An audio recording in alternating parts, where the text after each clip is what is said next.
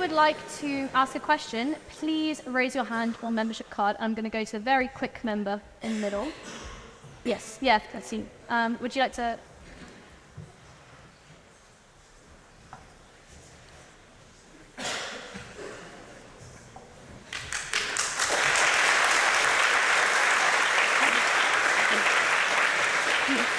And find the sliding fence that way. Face that way, yes. Okay. So Ben, your argument was predicated entirely on Hamas, but thousands of Palestinians, including hundreds of minors and children, are being held hostage by Israel without any charge, with well-documentation of abuses, including sexual abuse, which Israel's own human rights organizations have reported. Hamas did not exist for decades after Israel's creation, and they're not in the West Bank. So, if you're going to be arguing about Hamas, how can we ignore that over 200 Palestinians have been killed, including over 40 children, making it the deadliest year for Palestinians in the West Bank before October 7th? That does not even include the killings happening now, just in 2023. So what justification do you have for that if Israel intends to, quote unquote, go after Hamas, is killing many people, especially children, under the justification of Hamas? So what justification do you have of them targeting the West Bank, even if we were to buy anything you said, which honestly I'm questioning? Sure.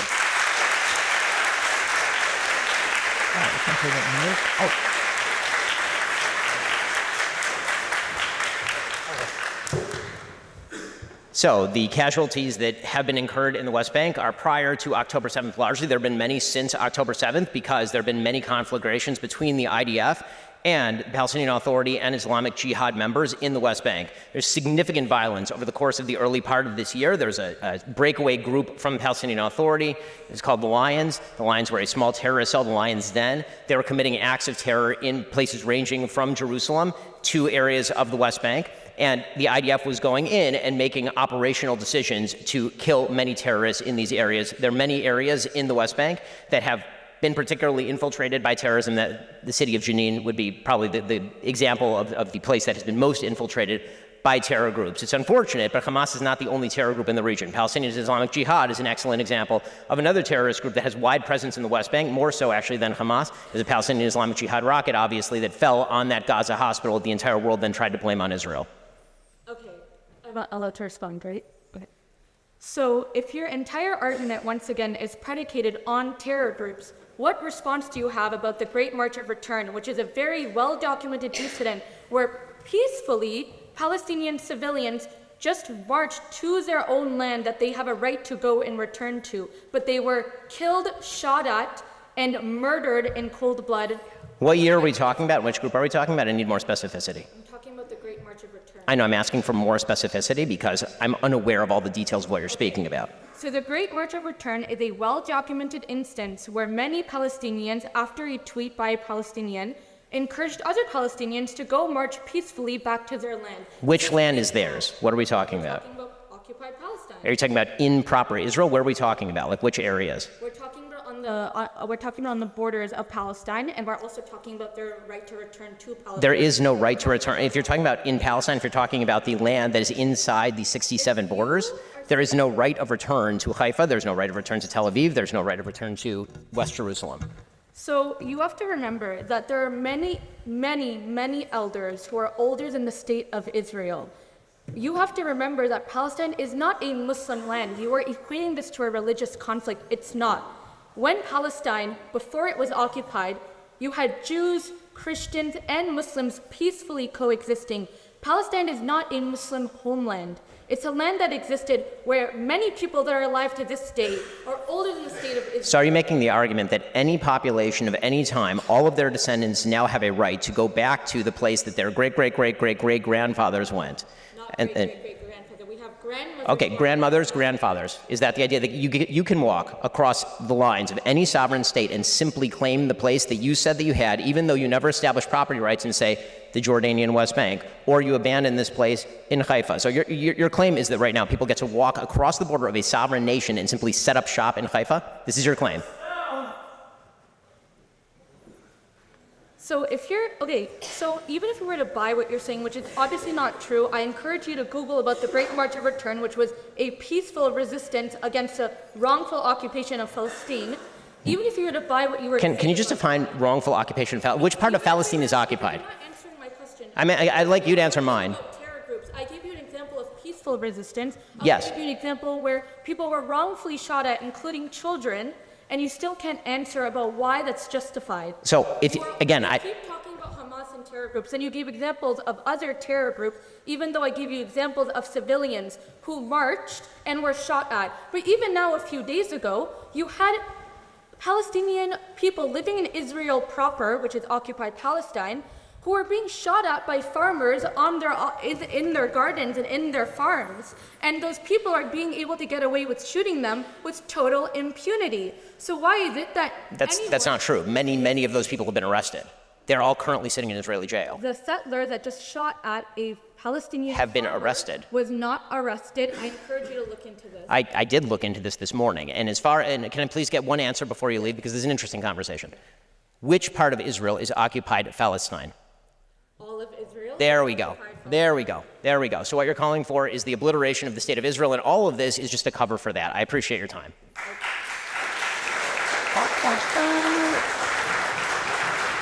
And now, like, very cutting treasure. Thank you, and may I first say thank you for coming to speak at the Oxford Union this evening. It's a real pleasure. I'm a theology student myself, and I was wondering, how do you reconcile your conservative political views? Say into the microphone. Sorry, yes. Yeah. How do you reconcile your conservative political views with the religious values of compassion and your own Jewish faith? And your stance on the Israeli-Palestine war? I don't see why it's uncompassionate to call for the overthrow of Hamas, a terrorist group in the Gaza Strip, which has been oppressing its people and stealing billions of dollars from its own people. Ismail Haniyeh is living in a 5-star hotel in Qatar while his people are living in absolute misery because of a war that he initiated by killing 1,500 people inside Israel proper and then taking 233 hostages. I don't see why that's non-compassionate. It seems to me that compassion also requires that you obliterate terrorist threats to your own population. Thank you. I'll go to the member in the corner here.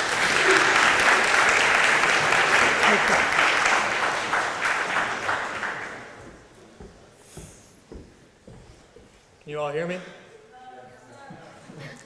All right, what about now? Sorry, we'll get... Okay, I'll speak up. I'll try my best. Hello, Ben. It's good to see you. I've been watching you since 2015. You started my conservative journey, and here we are. I saw, unfortunately, you had to bring some pretty gruesome photos, and I have to say I hope those photos aren't real, and I have my doubts because recently you posted an AI-generated image of a charred infant corpse. No, I didn't. That is a lie. That is untrue. It was not an AI photo. It was not an AI photo. It was distributed by the Israeli government and the Prime Minister of Israel. It was verified by the United States government. That fake community note that said that it was an AI-generated photo was in fact taken down by Twitter because it was a fake community note. That is unfortunately not an AI-generated photo. I wish it were. It was a baby obliterated beyond recognition because it had been burned to death.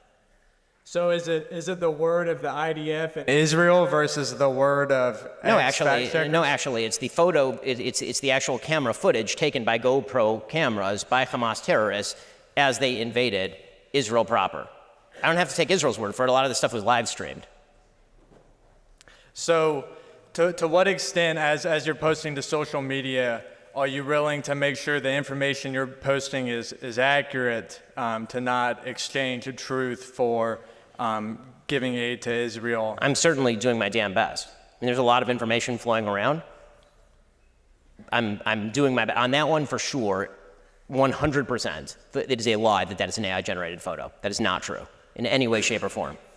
And it shows how it does show how we live in a very dangerous era where anybody can, I mean, this is happening on a routine basis. You're seeing, for example, some of the pictures, they're horrible pictures coming out from Gaza, and a huge number of those are, of course, absolutely real. You're also seeing people who are repurposing pictures that are taken from Syria and then saying those are happening in Gaza. So, yeah, unfortunately, there is a lot of information that's floating around that is hard to kind of lock down and verify. That picture is 100% real, unfortunately. I sympathize with you because as AI gets more advanced, it becomes increasingly hard to discern information. So I know you bear a lot of and I mean, this is going to be a serious problem as time goes on. Seriously, like the flow of information is going to be more and more uncertain because of that.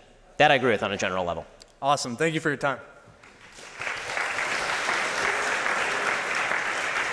Let's go to a member in the back. Yes. Sorry, it was the member behind you. It was the member at the very back. Yep. I'll come to you after.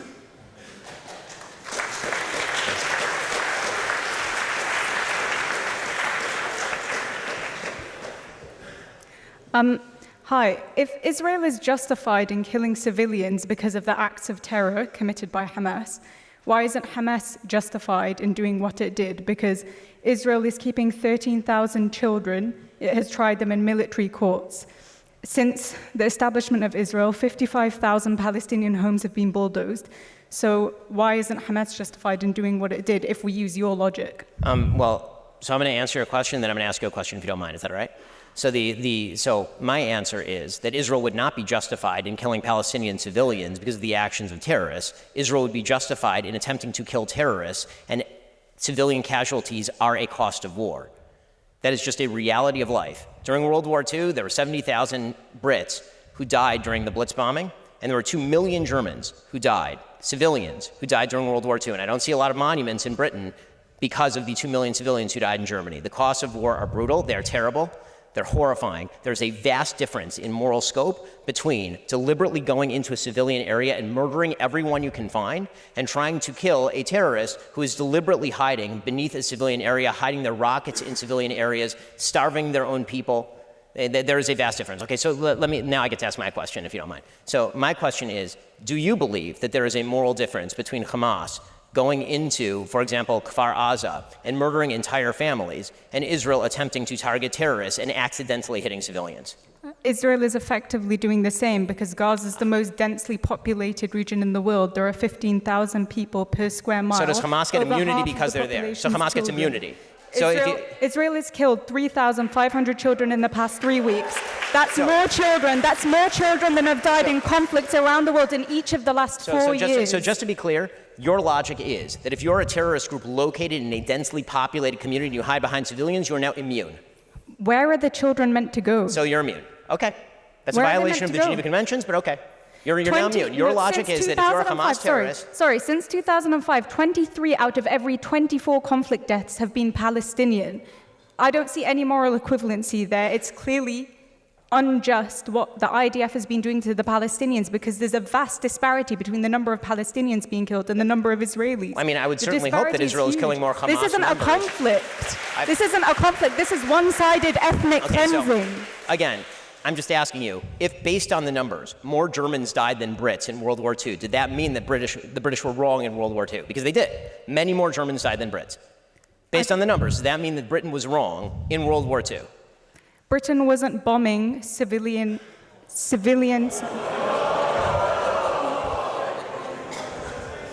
There's a clear difference. You should talk to the people in Dresden, but you can't because they're dead. There's a clear difference. Well, I agree that war is horrible, but this is not a just war. What Israel is doing is not a just war. There is a difference between fighting the Nazis. So it is not a just war. Fighting the Nazis. It is not a just war when you fight a war against people who murder 1,500 of your civilians and take 233 of them, at last count, captive into tunnels. It is not a just war to obliterate them. Please name a just war. Israel's been killing civilians for the past 75 years. And there was no headlines about it, and nobody said that the Palestinians were Israel justified does not purposefully kill civilians. Palestinian terrorists do. Israel has not purposefully killed civilians. Are you willing to stand by that statement? If Israel put down its guns tomorrow, there would be a second Holocaust. If the Palestinians put down their guns tomorrow, there would be a Palestinian state. That is the reality. And let me ask you this. There would not be a Palestinian settlement. I'm going to ask you. I'm going to ask you the last question. The same question I asked her. Which part of Palestine is occupied? the entirety of Palestine. There we But go. I'm not Thank you calling once for again. the destruction of Jews. I I'm appreciate calling- you expressing your full genocidal intent Why- for the Jewish people living between the river Why and is the sea. it genocidal to call for a state that is not apartheid? You can have a state where all citizens have equal rights, Jews and Muslims. I'm sure that's going to go That's amazingly not genocidal. under the same people who are governing the Gaza Strip, where currently Order. zero In the- Jews in the live. interest of time, can we move on to the next question, please? Let's go to... I think the member in the green jumper. Yeah. Oh, sorry, I thought it was green. Yeah. Yep. You.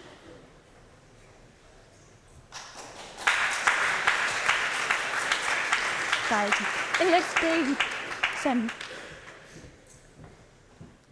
Ben, it's an absolute displeasure to see me standing. Well, it's absolute. I will get to my question, however. Thank you for coming anyway. My displeasure. Now, I'll repeat the question that I sought to ask you. You have recently been discussing a lot about the history of the occupation of Palestine. I will call it that. I know you will oppose that, but I will call it that. The occupation of Palestine. The whole thing, right? Just to be clear? The entirety of Palestine. Thank you. You may accuse me of genocide if you wish. That is not my position. Sure. And I will, but go ahead. Anyway, so the point about the occupation of Palestine, you have released multiple videos. You have essentially made yourself the cheerleader of Israel in a lot of sort of Western media spaces. So I watched some of your videos about the conflict, and I found a number of inaccuracies. First of all, you describe in 1920, you refer to Jordan as part of Palestine historically. That has never been the case. There has never been a state of Jordan. British Mandate Palestine, yes. That is still not the case. Jordan has never been part or considered part of Palestine. The only time that Jordan has been considered adjacent to Palestine is part of sort of biblical mythology where Transjordan was a reason. That's wildly inaccurate. The That British, is factually British true. mandate had a mandate over Please all let of me Palestine, continue. and then they separated off Transjordan and handed it to the Ben, Hashemite Kingdom of Jordan. You will get your chance to reply. Let me finish. Now, the second point that you have phrased constantly and consistently, and it's quite a popular Zionist talking point, is the fact that the Arabs have rejected peace every time it was offered to them. Now, I would like, of course, there's been multiple times where peace has been offered, so let's discuss some of them. The Peel Commission. The Peel Commission entailed expelling multiple Arab families and multiple Arab communities, largely agrarian, from the land in order to create a Jewish state under a colonial authority. Now, I understand, of course, you are a Zionist, so you believe that's desirable. But for the Palestinian farmers, I can imagine they would not have enjoyed that.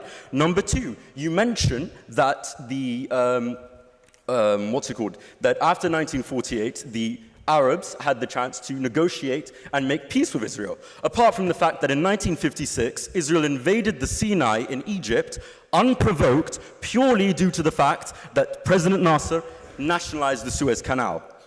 Then you claim that the 1967 war was a war of extermination. But if you will read any trusted and respected historian over the 1967 war, and perhaps you may even decide to read some of the books of Moshe Dayan about the actual conflict, where he describes that Israel actually provoked the conflict and there was no chance of the extermination of Israel. Then you claim that the 1973 war was a war of the destruction of Israel once again, which it was not. It was actually the reclaiming of the Sinai and the Golan Heights, which Israel has illegally occupied. So, you have lied multiple times. I can continue if you would wish, but I would like to ask you the question. When you lie, do you feel shame? Okay, so.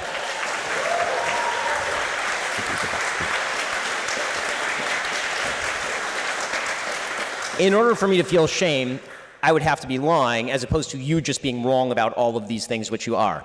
So let me start from the very beginning of what you said.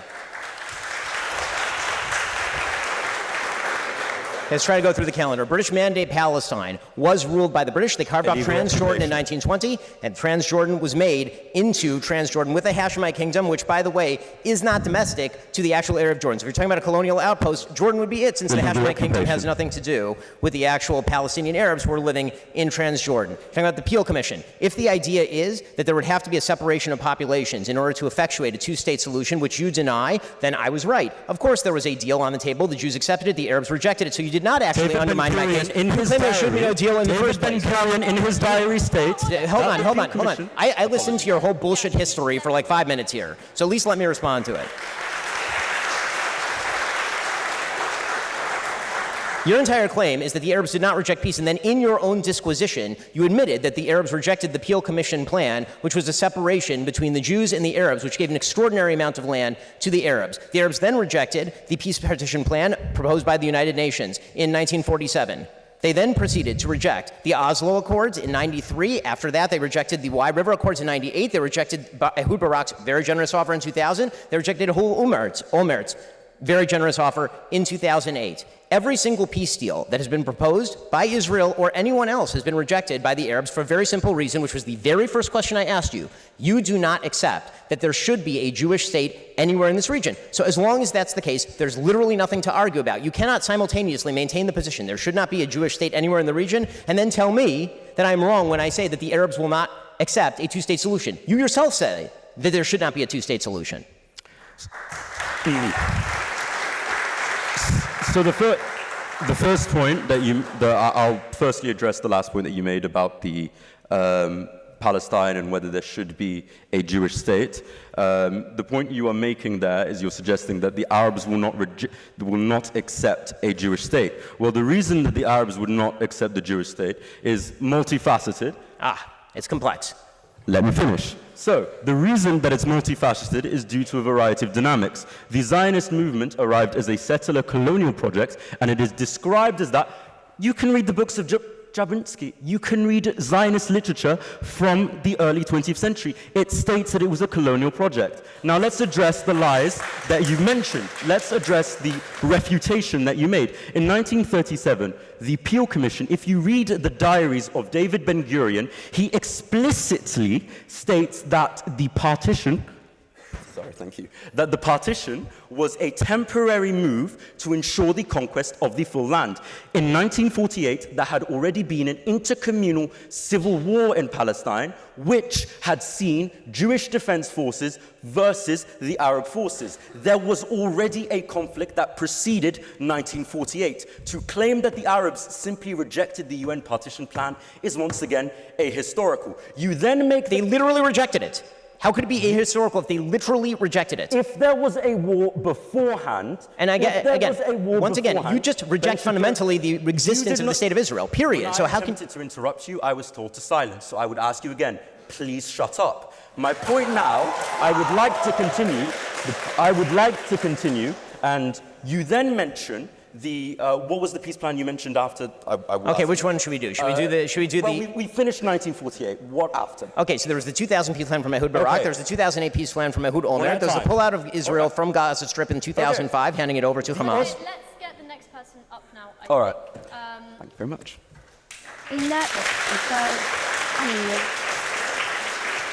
One final note, there can be no two-state solution when literally you will not accept the possibility of a two-state solution. That is the end of the story. There is no further discussion. So let's go to the ex-president on the front bench.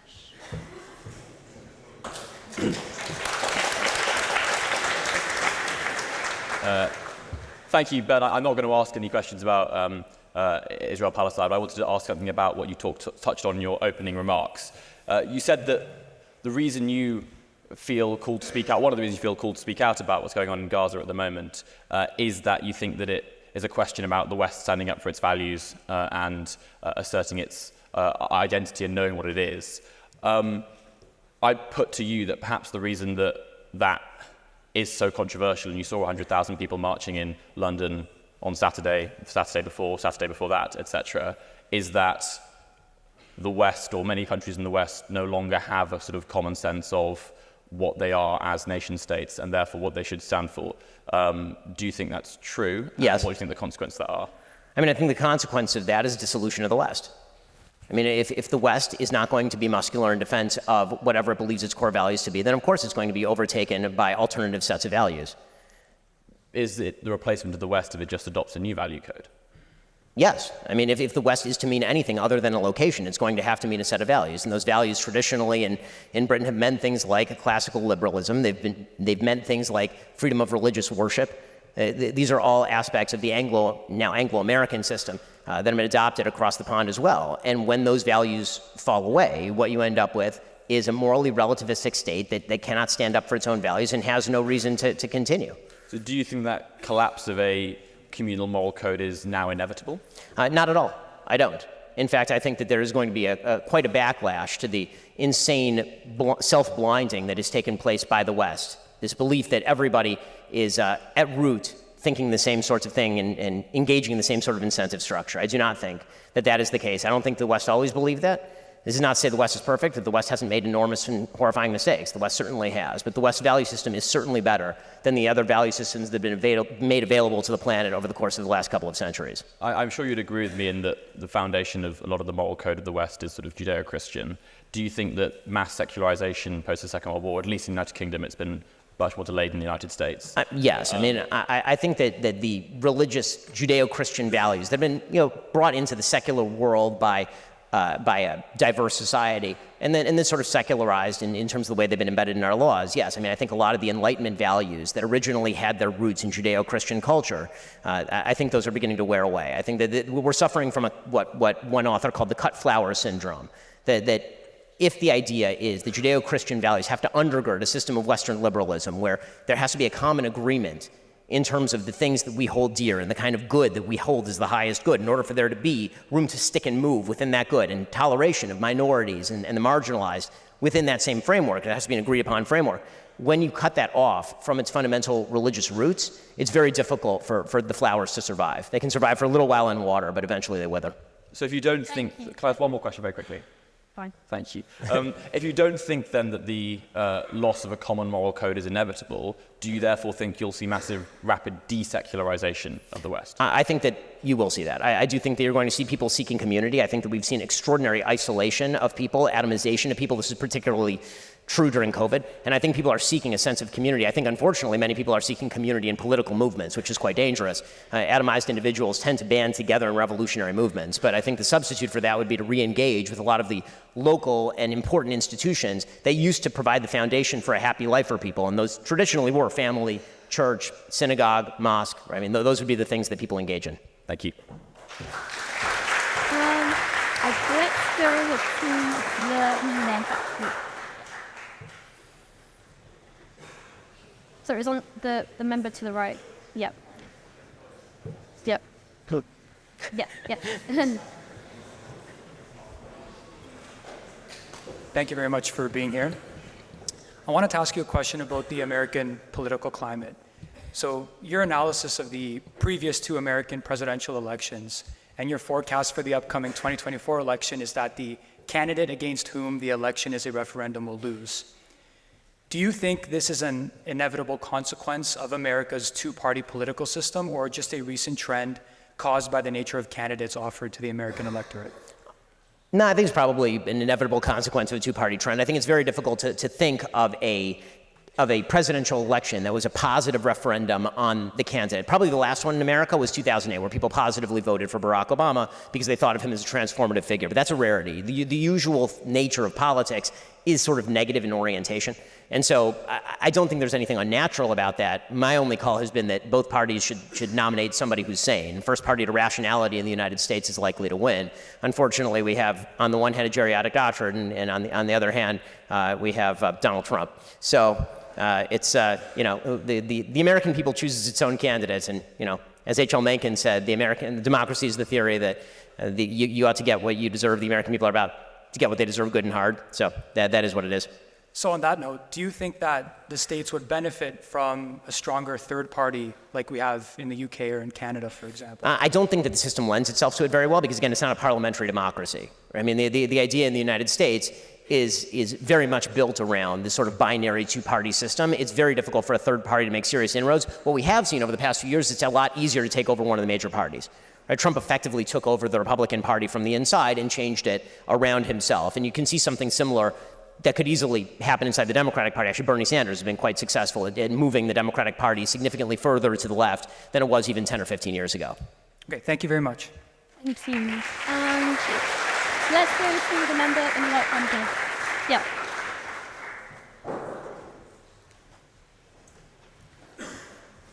Ben. I've also watched you from 2015, but then like I grew up.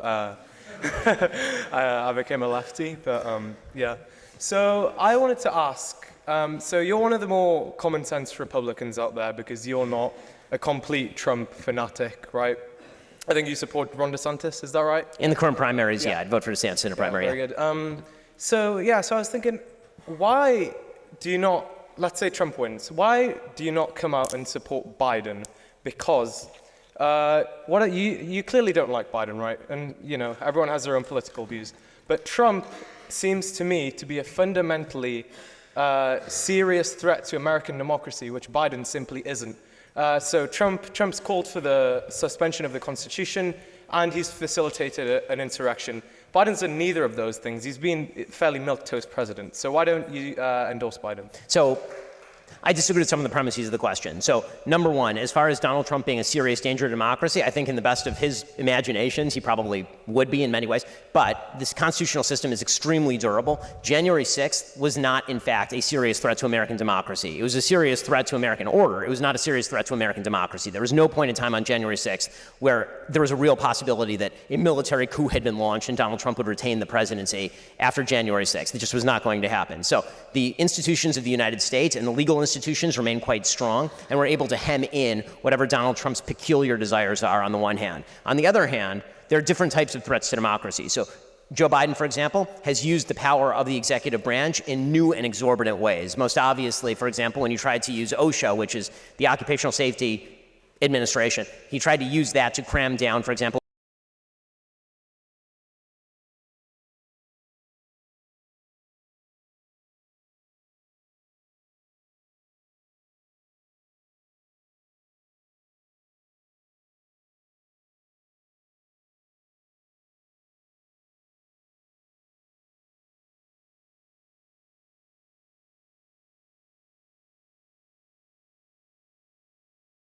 policies of Donald Trump, the stuff that he actually did as president, not the crazy tweets and the nutty stuff that he says all the time, but in what he did in terms of the economy, what he did in terms of foreign policy. I'm obviously much more in alignment with his actual political positions than I am with Joe Biden. As far as the threat to democracy, as I say, one is more subtle and one is more obvious, and in some cases the more obvious is actually the easier to reject.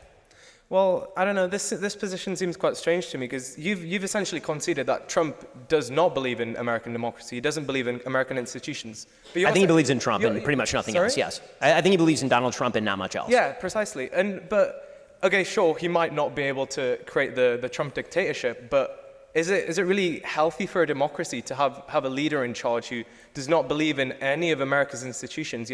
Say what you like about Biden, but he is proudly American. He believes in the institutions of America. Surely you should support him over this egomaniac. Well, I mean, I don't think he actually believes in some of the institutions. I mean, he's attacked the Supreme Court would be a good example. He's attacked the Supreme Court with alacrity in the aftermath of the overruling of Roe versus Wade, for example. His party has talked about packing the Supreme Court. When it comes to the use of He's not packing it, though. His party has talked about it, right? You're right, he has not. And Donald Trump talked about a lot of stuff, and that hasn't materialized either. So again, would I prefer that all of these candidates go away? Absolutely. I prefer all of these candidates go away. This is why I say first party to sanity wins. Okay, I mean, that's fair enough. I think that position is very untenable, but I'll leave it at that. Thank you. I think we'll take one final question, one final person before we wrap up. Let's go to the member in the front here. Hi, Ben. So good to have you. I wanted to go back to the current conflict, and I was wondering, given that obviously there's one side which does have a respect for human rights, as you pointed out, they try to go about their response. Israel tries to go about their response in in the best way possible. At least I would argue. And you've got another side that has a fundamentally different alignment of values that does not have regard for the civilian lives. And in purely practical terms, that makes it quite difficult to wage war in a civilized way, as far as you can say that. So in terms of perhaps drawing a potential, I don't want to call it path to victory, but a path to defeating Hamas, but reconciling that with our values and, killing as few civilians as we can. And I understand that you know Benjamin Netanyahu and so on. So could you draw a possible sort of realistic path to victory that might reconcile? So I'm not privy to the sort of military planning of the Israeli administration. I'm not in their security councils. What I will say is that any position that Israel takes that does not end with Hamas off the board is going to be extraordinarily dangerous for the future of the state of Israel. So that is the end goal. Everybody understands that to be the end goal. It's dangerous not only because Hamas has proved itself to be significantly more dangerous than everybody assessed Hamas to be, but also because that leads to a perception of Israeli military weakness and inability to protect its own citizens that leads other groups, including in the West Bank and also in the northern border by Hezbollah, to get involved. And that's incredibly, incredibly dangerous. So is there a best of all possible worlds? Yeah, the best of all possible worlds is for Hamas to surrender, as I think everybody of good heart should agree at this point. If you don't agree that Hamas should surrender, I doubt why. I have some serious questions about why. That again, very difficult for me to find any reason other than Jew hatred why you wouldn't want Hamas to, even for the sake of Palestinians, why you wouldn't want Hamas to go.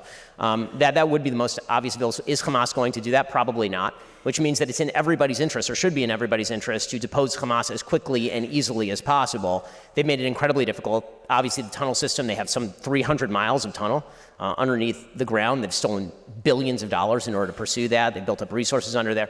It's going to be a slog. It's going to take a lot longer than people think it's going to take. And it's going to cost, by the end of this, it's going to cost a lot of Israeli soldiers' lives, because they're going to have to attempt to go into serious urban terrain and wage this war. So I wish I saw a good way out. I don't see a good way out. I think people, there are a lot of happy solutions that we tend to think about in the West, but very few of them tend to materialize in war. I suppose such are the realities of war. And I just wanted to say on a personal note, as a citizen of the Czech Republic, I think we stand very firmly with Israel. I appreciate that. History of doing so, and I hope everything is resolved as quickly as possible. And through your personal connection as well, I wish you the best of it. Thank you very much.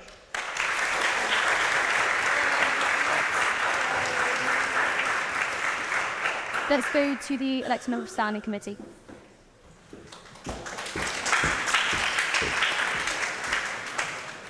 Hello. So you have expressed pro-life sentiments before. How can you, so when women from low-income backgrounds, often in places where abortions are illegal. I've lived in a country where abortion's been illegal. They go, and people from low-income backgrounds are the ones who have to do unsafe abortions at home, who have to go into in backstreet vendors' places. How can you justify this as being safe for women to have just safety of women's health and women's rights?